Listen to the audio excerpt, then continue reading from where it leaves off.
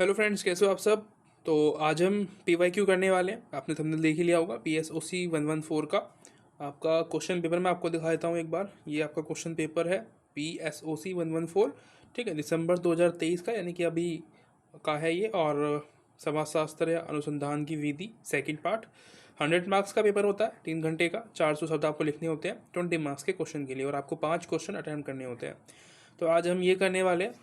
इसमें मैंने कुछ क्वेश्चन किए हैं और बाकी लेकिन नेक्स्ट पार्ट में आएंगे। अगर आप कमेंट करके मुझे बताओगे कि बनानी है कि नहीं बनानी, उसके आधार पे, ठीक है। अब आपका इंटरेस्ट बनेगा इसमें। मैं अगर अच्छा पढ़ाऊंगा तो आप बताओगे कि भाई लानी है कि नहीं लानी।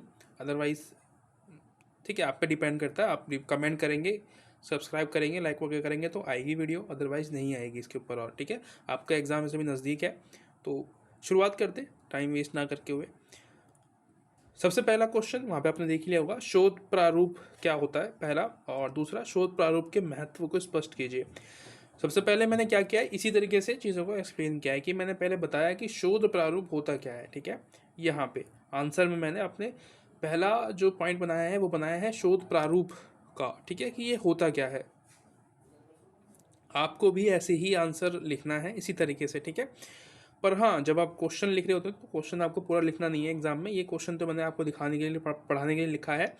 आपको जो क्वेश्चन नंबर है वो यहाँ लिखना होता है साइड में। जैसे कि आप आंसर यहाँ पे लिखते हो ना, यहाँ पे ना लिख के आप लिखो यहाँ पे क्वेश्चन, ठीक है, नंबर जो भी है आपका फर्स्ट, और इसका आंसर इस तरीके से, ठीक है। यहाँ से लिख के इस पर नीचे लाइन माननी है आपको, और फिर यहाँ से शुरू करना है नीचे से। नीचे वाली जो लाइन जो बची होती है ना, यहाँ से पूरा जो सिस्टम है आपको यहाँ से शुरू करना है। इंट्रो वगैरह जो भी है आपका तरीका होता है लिखने का। और तरीका मैं बता दूँ आपको, तो सबसे पहले आपको इंट्रो लिखना होता है, ठीक है। यहाँ पे मैंने इंट्रो नहीं लिखा है, आपको लिखना है। इंट्रो क्यों नहीं लिखा है? क्योंकि आपका टाइम ना वेस्ट हो, आपका टाइम बचे। इंट्रो लिखने से बहुत फ़ायदा होगा आपको। इंट्रो में बेसिकली नॉर्मल चीज़ें लिखनी होती है कि भाई शोध प्रारूप के बारे में छोटी मोटी जानकारी, और जो भी आपका यहाँ पे महत्व पूछा गया है, या फिर आपने जो भी आपको थोड़ा बहुत याद आया उसके बारे में, आपने कुछ ना कुछ तो पढ़ाई होगा, तो वो आपको वहाँ पे लिखना है, ठीक है। तो ये क्या होगा, एक लेंथ बन जाती है आपका। जो 4 पेजेस का टारगेट होता है वो पूरा हो जाता है। 400 वर्ड्स यानी कि 4 पेज, ऐसा मांग के चलना है आपको, यानी कि 4 पेज आपको भरने ही भरने एक नंबर के लिए, सॉरी, एक क्वेश्चन के लिए।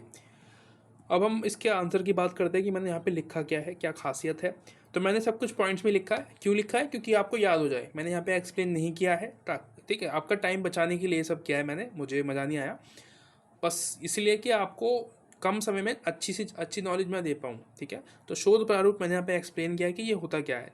एक प्रकार का ब्लूप्रिंट आप इसको कह सकते हैं। ब्लूप्रिंट यानी कि फ्यूचर प्लानिंग जो हम बनाते हैं ना, तो वो ब्लूप्रिंट होता है हमारा कि आगे जाके हम क्या करने वाले हैं, ठीक है।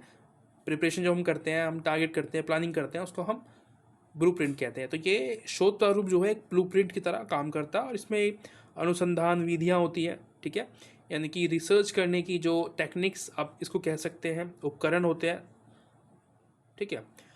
तकनीकों की संरचना होती है, यानी कि किस प्रकार का स्ट्रक्चर हम अपनाएंगे टेक्नोलॉजी के अंदर। पृष्ठभूमि की जानकारी होती है, यानी कि इन्फॉर्मेशन उसके बारे में कि जो आपकी पृष्ठभूमि होने वाली है, यानी कि जो आपके विषय होने वाले हैं, आप किस टॉपिक पे आप बात करने वाले हो, रिसर्च करने वाले हो, वो यहाँ पे आपको मिलते हैं, ठीक है। यानी कि आप रिसर्च करने से पहले जो जो चीज़ें करते हैं ना, वो यहाँ पे सब कुछ ऐड होता है, वो इसके अंदर आता है शोध प्रारूप के अंदर, कि भाई हम करने क्या वाले हैं, किस टॉपिक पे हम शोध करने वाले हैं, उसके बारे में आपको पहले पता होना चाहिए, ठीक है, तभी तो आप कर पाओगे। रिसर्च जब हम करते हैं, जैसे साइंटिस्ट की बात करें, तो वो तभी रिसर्च कर पाते जब उनको पता होता है किसी चीज़ के बारे में कि भाई रिसर्च कर क्यों रहे हैं हम, ठीक है। तो पहला टॉपिक पता होता है, फिर हम कुछ मेथड्स पता होते हैं कि भाई किस तरीके से हमें रिसर्च करनी है, तरीका तो पता होना चाहिए ना। टॉपिक, उसके बाद उसका मेथड किस तरीके से आपको करना है, कुछ उपकरण भी चाहिए होते हैं आपको, ठीक है, डिवाइसेस भी चाहिए होते हैं चीज़ों को करने के लिए, तकनीक चाहिए होती है आपको, टेक्नोलॉजी की जरूरत पड़ सकती है, रिकॉर्डिंग करना, ठीक है, वीडियो बनाना, वॉइस रिकॉर्ड करना, ये सब आपके उपकरण और टेक्नोलॉजी के अंदर आ जाते हैं, ठीक है। इतना आपको समझ में आया। अब हम आगे चलते हैं, बाकी ये छोटी मोटी चीज़ें और लिखी हुई हैं, आप इनको पढ़ लेना। जो मेन टॉपिक था मैंने आपको समझा दिया यहाँ पे। अब आगे जो है इसका जो महत्व है मैंने यहाँ पे बताया हुआ है, ठीक है। इंपॉर्टेंस जो होती है शोध प्रारूप के, इंपॉर्टेंस मैंने यहाँ पे बता रखे हैं।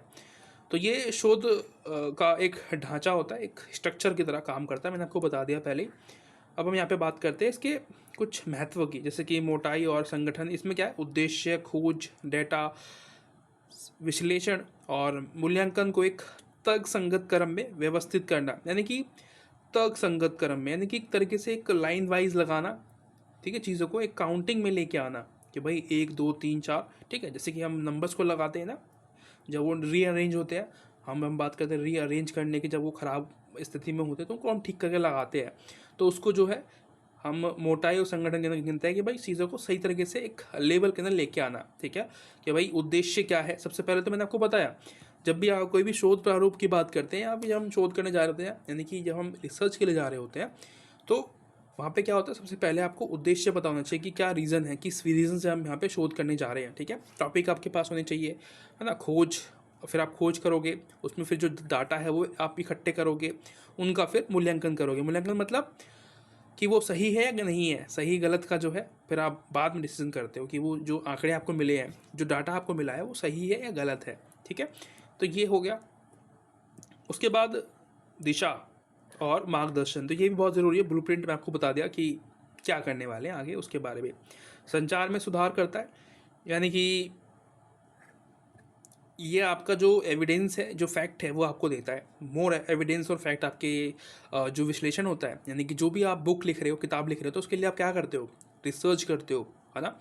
एग्जाम्पल के लिए ना बोलते हैं ना कि भाई हम बुक लिख रहे हैं, थीसिस लिखते हैं ना, बड़े बड़े जो जब PhD कर रहे होते हैं स्टूडेंट, तो वो थीसिस लिखते हैं किसी टॉपिक पे, उनको टॉपिक मिलता है तो उस पर थीसिस लिखते हैं। तो वो क्या करते हैं, उसके लिए रिसर्च करते हैं, बुक्स पढ़ेंगे, लोगों के पास जाएंगे, उनका टॉपिक के अकॉर्डिंग, अगर उनका टॉपिक होगा सोसाइटी से संबंधित तो वो उसी के बारे में रिसर्च करेंगे। तो उसके लिए क्या करना पड़ेगा, कुछ तो बुक पढ़ेंगे, कुछ लोग क्या करेंगे, बुक के अलावा लोगों के पास भी जाएंगे उसकी जानकारी इकट्ठी करने के लिए, ठीक है।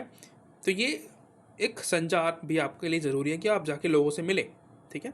तो ये एक और ऐड हो गया इसमें पॉइंट। उसके बाद इनको आपको और एक्सप्लेन करना है। ये अभी बहुत छोटा लिखा है मैंने जो आपको एक्सप्लेन किया है ना, आप, मुझे पता है आप कर लोगे इजीली, बस ये आपको जो ये पॉइंट है रिमेंबर रखने होंगे, बस इतना सा काम करना है आपको। इससे ज़्यादा मैं आपकी कोई हेल्प नहीं कर सकता, ठीक है, क्योंकि एग्ज़ाम आपको लिखना है, मुझे नहीं लिखना। आपके लिए मैंने इतना किया है और आपको एग्ज़ाम में अच्छे से लिख के आना है सारी चीज़ें, ठीक है। गुणवत्ता में वृद्धि, यानी कि जो आपकी क्वालिटी होती है, अगर आप रिसर्च करते हो तो उसमें ऑटोमेटिकली वो दिखाई देता है कि हाँ आपने कुछ भी चीज़ लिखी है, कोई भी बुक लिखी है, कोई भी थीसिस लिखी है, तो उसमें आपने कुछ अच्छा काम किया है, उसमें क्वालिटी है, रियलिटी दिखाई देती है। ऐसे नहीं कि आपने बस घर में बैठ के, कमरे में बैठ के थीसिस लिख मारी, ऐसा नहीं, ठीक है। तो ये आपको गुणवत्ता दिखाते हैं क्योंकि आपने रिसर्च की है उस चीज़ के ऊपर। उसके बाद समय आधारित है, यानी कि गैर ज़रूरी जो चीज़ें होती है उससे आपको बचाता है, ठीक है। यानी कि जब रिसर्च करते हो तो आप जो फालतू की चीज़ें होती है ना वो आपसे निकल जाती है, फिर वो आप उस पर ध्यान नहीं दोगे, है ना, और आपका जो पूरा टाइम है वो सही तरीके से यूज़ होगा, यूटिलाइज होगा। उसके बाद मैंने लास्ट में एक कंक्लूजन लिख दिया है। कंक्लूजन आपके लिए, मैंने इंट्रो नहीं लिखा है, इसमें कंक्लूजन लिख दिया है, ठीक है। मैं ऐसे ही करता हूँ ये तरीका है मेरा, जो कहते हैं ना मेरा स्टाइल, वो हेरा फेरी में ये बाबू भाई का स्टाइल है, वैसे ही मैं भी यही करता हूँ। बीच बीच में मैंने आपको कुछ ना कुछ बता दिया है इन्फॉर्मेशन, तो वो आपके लिए बहुत हेल्प करने वाली है, ठीक है। कंक्लूजन आपको लिखना है, इंट्रोडक्शन, कंक्लूजन लास्ट में, ठीक है। तो ये बहुत ज़रूरी होता है। बीच में जो क्वेश्चन पूछा है वो तो आप लिखोगे ही, सभी लिखेंगे, लेकिन अगर आप कुछ एक्स्ट्रा ऐड कर दो उसके अंदर 4 पेज के अंदर, क्योंकि ये जो मैंने आपको बताए हैं शायद आपके 3 पेज भर पाएँ इससे, लेकिन अगर आप एक इंट्रोडक्शन शुरुआत में सबसे पहले और लास्ट में कंक्लूजन ऐड करते हो तो आपके वो जो चौथा पेज है वो भी भर जाएगा, आपके पूरा नंबर मिलेंगे आपको, ठीक है। 15 16 17 जो भी टीचर जितना उसका अच्छा मूड होगा उसके हिसाब से वो देगा आपको। प्रतिचयन प्रक्रिया क्या होती है, पहला सवाल जो है ये बहुत ही मुश्किल है। मैंने एक क्वेश्चन लीव किया है, आपने अगर आप क्वेश्चन पढ़ोगे दिसंबर का तो आपको पता चलेगा, आप देखेंगे अब जाके तो पता चलेगा आपको। प्रतिचयन प्रक्रिया क्या होती है ये पूछा है पहला सवाल, क्योंकि ये इंपॉर्टेंट है। मैंने जो पहला करवाया आपको फर्स्ट जो क्वेश्चन है वो भी इंपॉर्टेंट है, ये भी इंपॉर्टेंट है, क्योंकि ये काफ़ी अलग सा है सवाल, ये आप समझ में नहीं पाओगे कि ये है क्या। प्रतिचयन प्रक्रिया पहले समझते हैं। उसके बाद इसके जो यथेच्छ प्रतिचयन की जो उपादेयता है और जो सीमाएं हैं वो हम इसके बारे में विस्तार से चर्चा करेंगे नीचे। पहले हम बात करते हैं प्रतिचयन प्रक्रिया क्या होती है। तो ये एक प्रकार का सैंपल आप किसको कह सकते हो, सैंपल, यानी कि जब हम डाटा इकट्ठा करते हैं तो ये हमारा टाइम बचाता है ना, सैंपल लेने के लिए ये हमारा टाइम बचाता है। कि जैसे कि ये कुछ ऐसा होता है कि भाई कभी हम फैमिली में जाते हैं किसी के, तो हम वहाँ के जो बड़े लोग होते हैं उनसे मिल पाते हैं, उनसे मिलते हैं, हेलो हाय बोलते हैं। तो जो बड़े लोग होते हैं उनसे हम बाकी जो लोग हैं उनके बारे में इन्फॉर्मेशन पता कर पाते हैं कि भाई ये और लोग जो उसकी फैमिली में हैं वो कैसे होंगे, ठीक है। एक व्यक्ति से बात करके आप अब पूरे फैमिली के बारे में बता पाते हैं कि वो ऐसा होगा। तो ये प्रतिचयन प्रक्रिया इसको कहते हैं, ठीक है। सैम्पलिंग यानी कि ऐसे होंगे सभी लोग, जो हम ऐसे कहते हैं ना, तो ये प्रतिचयन प्रक्रिया होती है। इसमें किसी बड़े आबादी या समूह से प्रतिनिधि प्रदर्शित या प्रतिदर्श प्राप्त करने की विधि है। उद्देश्य जो होता है इसका वो है कम से कम लागत पर ज़्यादा से ज़्यादा विश्वसनीय के साथ जनसंख्या के बारे में ज़रूरी जानकारी हासिल करना, ठीक है। जो इम्पोर्टेंट इन्फॉर्मेशन है वो ग्रैब करना, कम से कम समय में ज़्यादा से ज़्यादा जानकारी या इन्फॉर्मेशन इकट्ठी करना। प्रतिदर्श पूरी जनसंख्या का प्रतिनिधित्व होता है, यानी कि मैंने आपको बताया ना अभी, फैमिली में कोई एक व्यक्ति से हम बात करते हैं किसी फैमिली में से, तो हम बता पाते हैं कि उसकी फैमिली कैसा होगा या उसके समाज कैसा होगा, ठीक है। तो ये प्रतिदर्श प्रक्रिया आप इसको कह सकते हैं। जैसे कि हम बात करते हैं एग्जांपल के लिए और समझते हैं इसको। अब आप किसी फॉरेनर से मिलते हैं, ठीक है, तो वो जिस तरीके से बात करेगा उससे आपको उसकी जो कल्चर है, उसके जो देश है, उसके बारे में पता चलेगा, ठीक है। और वैसे ही उसको हमारे बारे में पता चलेगा अगर हम उससे अच्छे से बात करेंगे, पोलाइटली बिहेव करेंगे, एक अच्छे व्यक्ति की तरह उसके साथ पेश आएंगे, तो वो समझेगा कि यार और भी जो इंडियंस है वो ऐसे ही होंगे। तो ये प्रतिदर्श प्रक्रिया आप इसको कह सकते हैं, ठीक है। यानी कि एक व्यक्ति से बात करके हमने सबके बारे में अंदाज़ा लगा लिया कि सभी ऐसे होंगे, इसको हम कहते हैं। थोड़ा बहुत ख़राब भी है और कुछ मामलों में अच्छा भी, क्योंकि कम समय में अच्छी जानकारी इससे आपको मिल जाती है। इसके कुछ उपादेय होते हैं, यानी कि ज़्यादा जानकारी की ज़रूरत इसमें नहीं होती है, देखिए कम जानकारी में हमारा काम चल जाता है। इसीलिए मनुष्य द्वारा पक्षपात करने की जो संभावना होती है वो पूरी तरह से इसमें कम हो जाती है। परिणामों की परिशुद्धता का निर्धारण कर सकते हैं हम इसमें। सरल और आसान विधि आप इसको कह सकते हैं, बहुत ही ईजीली काम कर पाती है, हम ईजीली चीज़ों को रिसर्च कर पाते हैं, कम समय में कम लोगों से बात करके ज़्यादा जानकारी हम यहाँ से इकट्ठी कर पाते हैं। उसके बाद यात्रिच इसकी जो सीमाएं होती है ये कितनी होती है, ये मैंने यहाँ पे जो है काफ़ी सारी सीमाएं इसमें लिखी हुई है, तो एक एक करके सबको पढ़ाना इम्पॉसिबल है, ठीक है, कोई बात नहीं, कर लेते हैं। अगर आबादी का आकार बहुत बड़ा हो तो उसमें से इकाइयों को सूचीबद्ध करने में काफ़ी समय लग सकता है।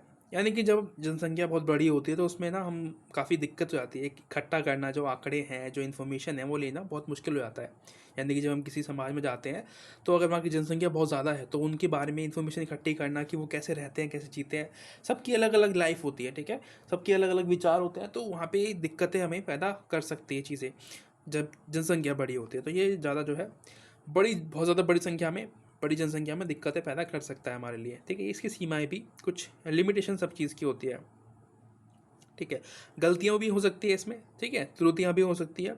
अगर किसी खास समूह को नमूने से बाहर रखा जाए तो जनसंख्या में असंतुलन की वजह से परिणाम गलत आ सकते हैं। यानी कि किसी संगठन को, किसी समूह को अगर हम बाहर रखें तो शायद परिणाम जो है वो गलत भी आ सकते हैं, ठीक है। तो गलत परिणाम आने की भी इसमें संभावना रहती है। एक तरीके से नेगेटिविटी बता रहा है इसकी सीमाओं के अंदर कि ये सीमा भी है इसकी, इसलिए यहाँ पे नेगेटिव चीज़ें भी आपको देखने को मिलती है। अगर कुछ समूह अनुबंध में हिस्सा ना ले तो गैर प्रतिक्रिया पूर्वाग्रह की वजह से भी नतीजे गलत आते हैं। यानी कि हमारे जो थॉट्स होते हैं चीज़ों को लेके बन जाते हैं, तो इसमें जो परिणाम भी आते हैं कभी कभी गलत भी हो जाते हैं, ठीक है। कुछ समूह अगर गलत जानकारी दे दें तो उससे भी जो है दिक्कतें पैदा हो सकती है। अगर ज़रूरी थोड़ी ना है कि कोई सदस्य जो हम बात कर रहे हैं अपनी फैमिली के बारे में सच ही बताए, क्या पता वो गलत बता दे, है ना, गलत चीज़ें इन्फॉर्मेशन जो है हमें दे दे, तो इससे भी समस्या पैदा हो सकती है। नमूने के यथोचित चयन से आबादी के प्रतिनिधित्व में अंतर आ सकता है। नमूना समूह पूरी आबादी का पर्याप्त रूप से प्रतिनिधित्व ना कर तो पूर्वाग्रह पैदा हो सकता है। तो ये आपको, ठीक है, ये आप याद कर सकते हैं जितना आपको हो पाए।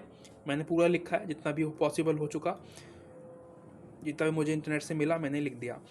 तीसरा क्वेश्चन है, जनसंख्या या जनगणना के आंकड़ों का उपयोग उल्लेखित कीजिए, एक्सप्लेन कीजिए, ऐसा कुछ कह रहा है। यानी कि जो जनसंख्या हम आंकड़े की बात करते हैं तो उनकी जो उपयोग है उनके बारे में पूछ रहा है कि यूजेस कहाँ आते हैं, क्या हम क्यों जनसंख्या को गिनते हैं, कितने लोग हैं, कितनी जनसंख्या है, कितने बच्चे हैं, बुजुर्ग हैं, महिलाएं हैं, क्यों गिनते हैं? बहुत रीजंस होते हैं। यानी कि जब हम बात करते हैं पॉलिसी मेकिंग की, तब भी ज़रूरत पड़ती है ना, क्योंकि गवर्नमेंट जब पॉलिसी बनाती है तो वो देख के बनाती है। जैसे कि किसी राज्य में, अगर एग्जांपल के लिए कोई राज्य है, ठीक है, कोई ए राज्य है, तो उसमें मान के चलिए वहाँ पे बुजुर्ग ज़्यादा हैं, तो जो पॉलिसीज़ बनाई जाएगी सरकार के द्वारा वो बूढ़ों के लिए बनाई जाएगी, ठीक है। यानी कि अस्पताल बनाना, जो मेडिसिन्स है वो प्रोवाइड कराना उनको, ठीक है, अच्छी फैसिलिटीज़ देना आने जाने के लिए, ताकि जो बुज़ुर्ग लोग हैं उनको दिक्कतें ना आए, ठीक है। तो क्योंकि जनसंख्या उनकी ज़्यादा है, ठीक है, अगर कहीं किसी क्षेत्र में, किसी राज्य में महिलाएं ज़्यादा हो तो उनके लिए एक्स्ट्रा या कुछ नई जो पॉलिसीज़ होंगी वो उनके अकॉर्डिंग बनाई जाएगी। तो इसलिए नीति निर्माण के लिए भी जो है आंकड़े इकट्ठे करने इंपॉर्टेंट हो जाते हैं। व्यवसाय योजना के लिए, यानी कि जब हम बिजनेस प्लानिंग की बात करते हैं तो उत्पादन और जो सेवाएं हैं वो देने के लिए, यानी कि यहाँ पे भी इंपॉर्टेंट होता है कि भाई अगर बच्चे ज़्यादा हैं किसी क्षेत्र में, किसी राज्य में, तो जो व्यवसाय है, जो बिजनेस है, वो उसी के अकॉर्डिंग काम करेगा वहाँ पे। क्योंकि बच्चे ज़्यादा हैं तो वहाँ पे खिलौने बनाए जाएंगे, प्रोडक्ट के अंदर खिलौने होंगे, और बच्चों के लिए जो है स्कूल्स सर्विसिंग दी जाएगी स्कूल के अंदर, ठीक है। तो ये बिजनेस प्लानिंग के अंदर भी काम आते हैं।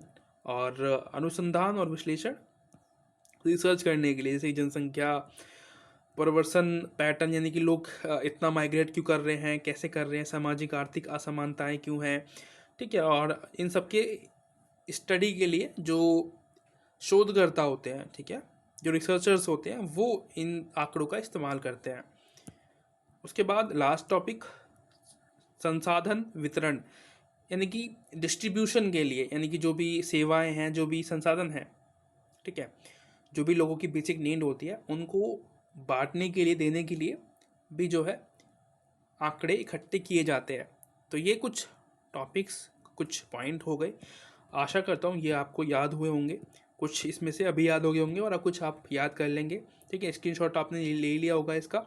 और सेकंड पार्ट के लिए मुझे आप बताना कि लेके आऊँ या ना लाऊँ, क्योंकि आपका जो फीडबैक है वो इम्पॉर्टेंट है। आपके अकॉर्डिंग लेके आऊँगा, नहीं तो नहीं लेके आऊँगा। मिलते हैं अगली वीडियो में, तब तक के thank you so much, bye bye.